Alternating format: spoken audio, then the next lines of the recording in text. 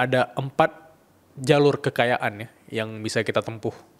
Oh iya. Itu 4 jalur kekayaan yang bisa kita tempuh. Bisa spill nggak ke teman-teman di sini? Karena menurut aku 4 jalur kekayaan ini selama ini aku cuma sadar 2 hal doang dari 4 itu. Oke. Mungkin sebelumnya aku disclaimer dulu ya. Jadi dalam buku itu memang aku mengutip beberapa hasil riset lah dari konsultan keuangan di Amerika, di mana mereka biasanya punya satu basis penelitian yang komprehensif dengan metodologi penelitian yang bisa dibilang punya fondasi yang jelas gitu. Nah, salah satunya yang aku kutip dalam buku itu adalah dari orang yang namanya Thomas Corley. Ininya biasa disebutnya Tom Corley gitu. Lebih akrab dipanggilnya Tom Corley.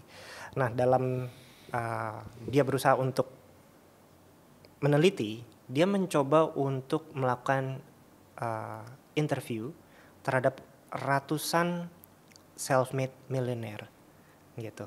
Jadi subjek penelitian dia adalah self-made millionaire dan nggak cuma 5 orang, 10 orang, tapi ratusan.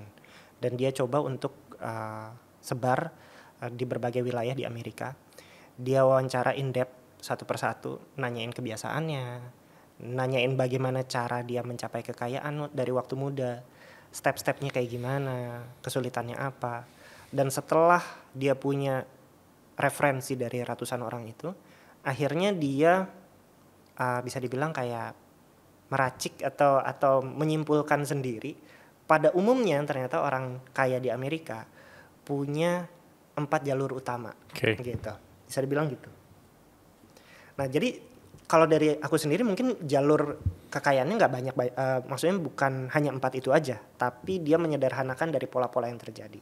Yang pertama itu adalah virtuoso. Virtuoso itu adalah orang yang fokus dengan specific skill dan menjadi one of the best di bidangnya.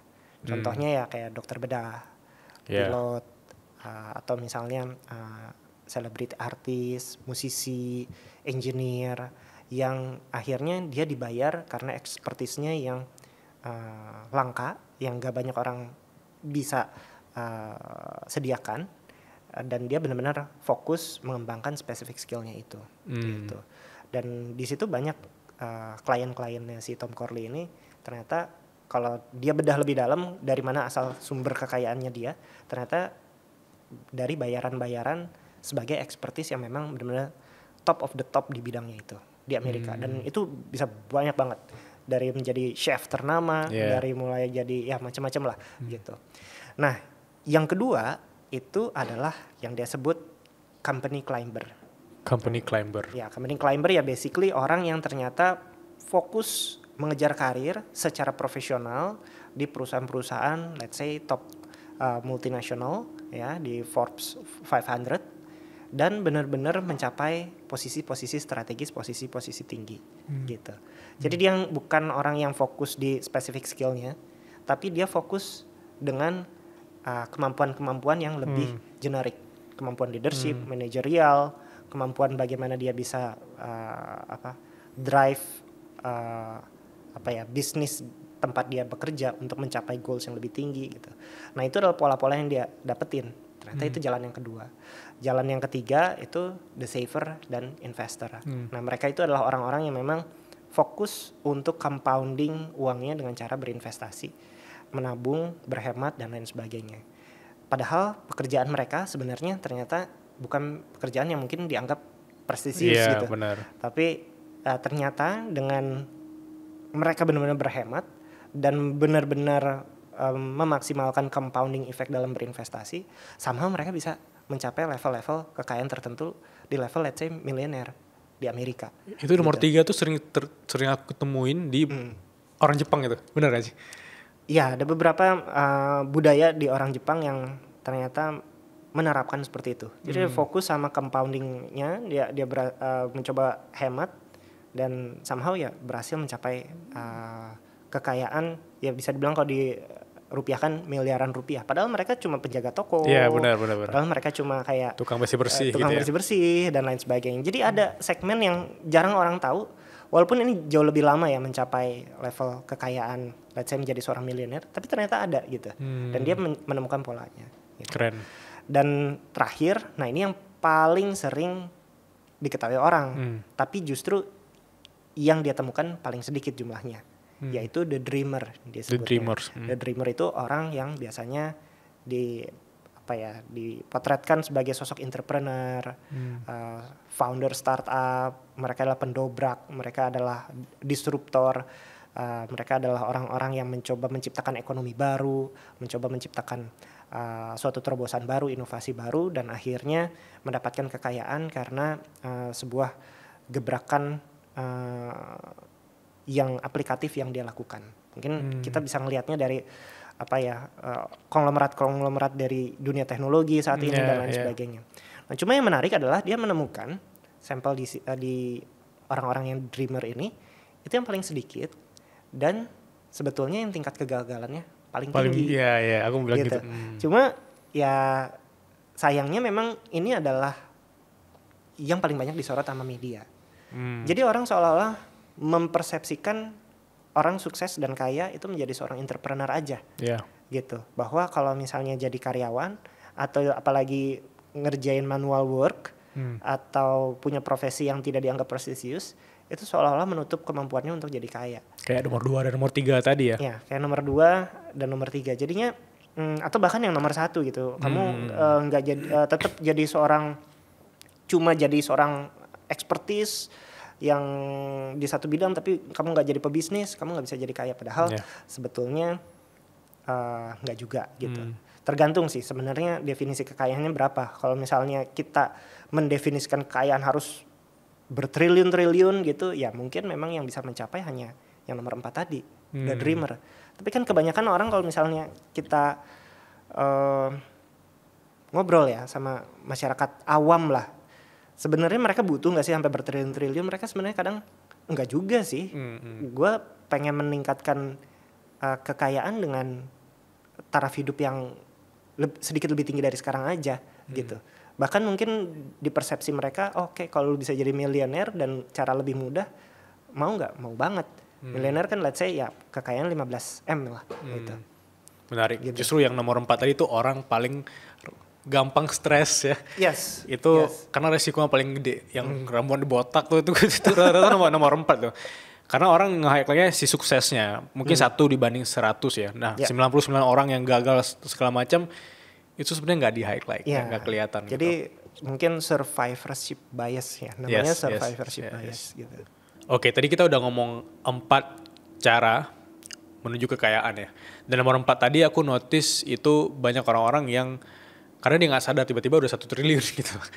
Karena dia nggak sadar hasil kerja keras dia selama ini, hasil dia stres, dia kurang tidur segala macam itu udah jadikan dia kayak self-made billionaire gitu.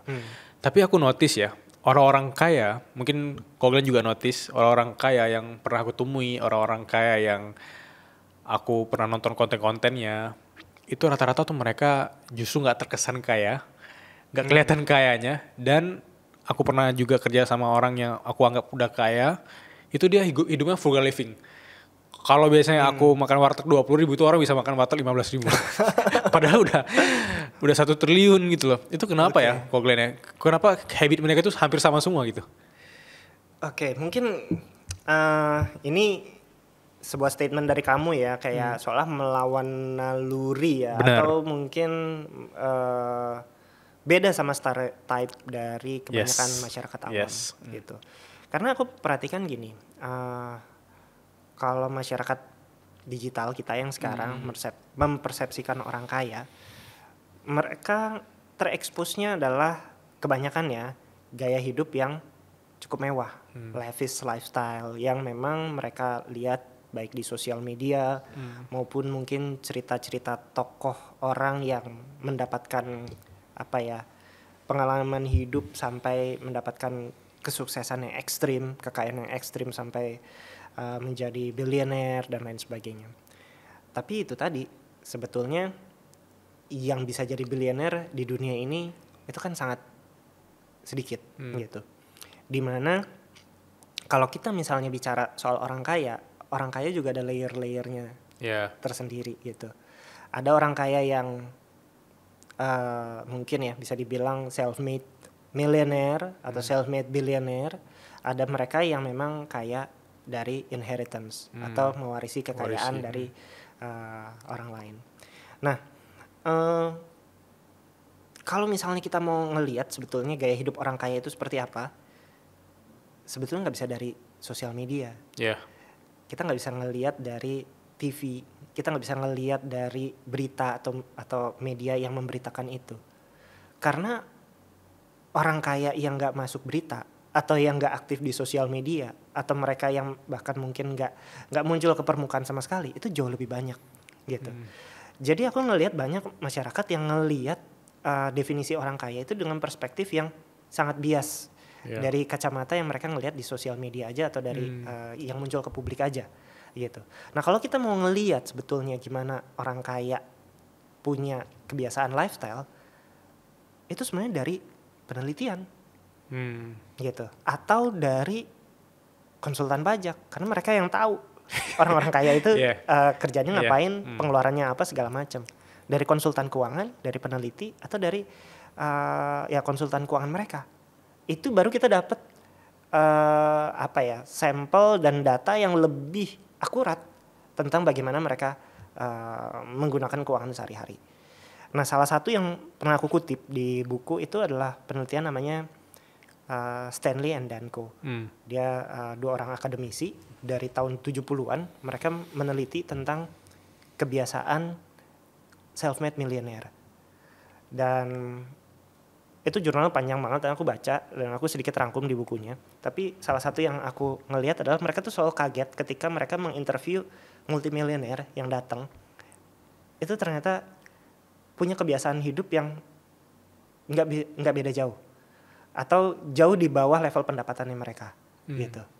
Dan itu menjadi pattern yang berulang-ulang. Loh, si ini bukannya dia punya mansion di mana gitu, atau dia ini bukan punya gedung di Manhattan, New York dan lain sebagainya yang jumlahnya udah sangat fantastis dan lain sebagainya, tapi kok dia datang dengan pakaian yang sederhana, request makanan minum dengan style yang sangat sederhana, dan menceritakan kehidupan sehari-harinya dia juga ya mungkin above average ya, tapi jauh di bawah level pendapatannya mereka gitu. Dan itu menjadi salah satu ciri khas yang akhirnya mereka temuin dari self-made millionaire. Ternyata self-made millionaire itu punya satu ciri khas yang sama. Mereka punya kebiasaan spending jauh di bawah di level pendapatannya mereka. Gitu. Itu jadi habit self-made millionaire yang benar-benar kentara banget, jelas banget dan selalu terulang polanya. Gitu. Sementara mereka juga ngelihat pola yang berbeda didapat dari kategori orang yang lain, yaitu yang mereka sebut high earners, not rich yet. Gitu. High earners, not rich yet. Ya, atau disingkat Henry biasanya. Oh iya, aku mau singkat ya, Henry di buku itu. Jadi mereka menemukan kategori orang yang punya pendapatan tinggi, yang sebetulnya dengan pendapatan itu dengan sangat mudah mereka harusnya bisa mencapai status miliuner, tapi ternyata nggak bisa jadi miliuner. Nah, mereka ternyata tenggelam dalam lavish lifestyle, mereka tenggelam sama gaya hidup yang boros dan lain sebagainya, dan utangnya banyak, dan kejar-kejaran sama target dia tiap bulan, pekerjaan, stres levelnya tinggi, dan kebanyakan gak bahagia dan lain sebagainya. Itu karena ya mereka ternyata nggak mencapai level mereka bekerja dengan sangat keras, mencapai level pendapatan tinggi, tapi nggak pernah mencapai sebuah level mungkin bisa dibilang level aset di mana membuat mereka nyaman dan bisa tidur nyenyak gitu.